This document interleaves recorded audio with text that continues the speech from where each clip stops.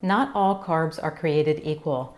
Some cause weight gain, while others flood your body with the nutrients it needs to keep your metabolism running strong. In this video, we'll rank carbs from worst to best so you can make the right choices for weight loss. The carb that is never going to help with weight loss is sugar. Sugar is refined from a plant like sugar cane, but obviously table sugar no longer looks anything like a plant.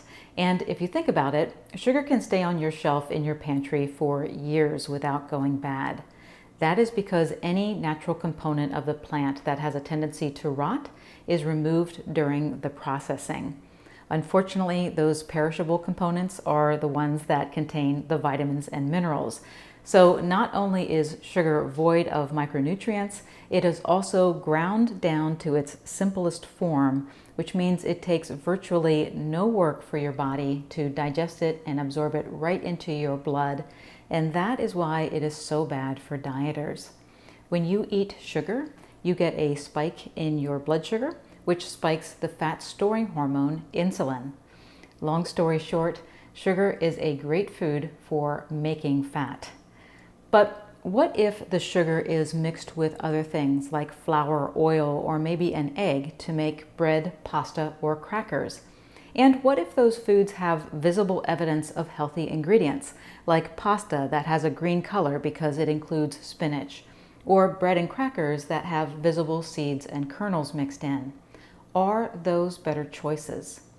Well, you might be able to make an argument that because there are some whole grains present, that it will take longer for your body to break down the food. But if weight loss is your goal, I would say that these processed foods hold little value. These foods are still highly refined, and it is that refining process that makes the food lose its value. And I would also caution against overuse of healthy flours like coconut flour and almond flour. Do they have more value than white flour? Probably, but if you are using these items to keep sweet desserts in your diet, you may find it challenging to get the weight loss results that you are after. So sugar and refined carbs have little value, but when a carb-containing food is in its whole state, it can provide your body with beneficial nutrients. For instance, when comparing carbs, we take a step up when we consider starchy carbs that have not been refined, like quinoa, rice, beans, and oats, as well as starchy vegetables like corn and potatoes. These foods contain vitamins and minerals that benefit your body, but if you are someone who has trouble losing weight, the starch in these foods may hold you back from reaching your goal. Starch is a term that describes the carbohydrate molecule. If a food is described as starchy, it indicates that it contains long chains of sugar molecules that are bonded together.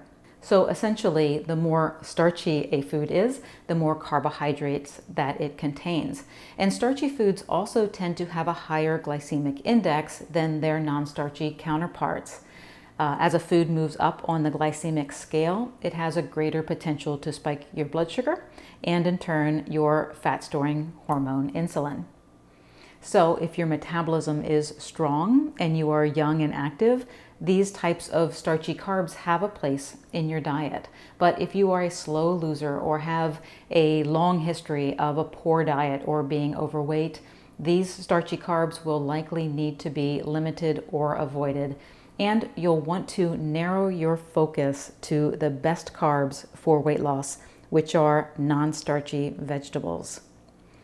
Non-starchy vegetables are naturally low in carbohydrates and have a high fiber to carb ratio, which helps to slow their digestion and absorption. So there is little chance that you're going to have that blood sugar spike or that insulin spike that we see with the other carbs.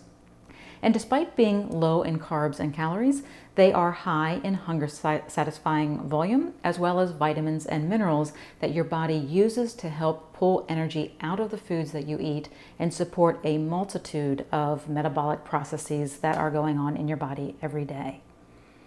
Non-starchy vegetables include things like leafy greens, green beans, broccoli, cauliflower, and zucchini. So if you want to keep noodles in your life, go for zucchini noodles that are often referred to as zoodles. And if you want to keep rice in your life, opt for cauliflower rice. I get that they are not the same as traditional noodles and rice, but they will move you towards your goal rather than away from it. So the takeaway is this. You'll be happiest with your weight loss results if you get sugar out of your daily diet and more vegetables in.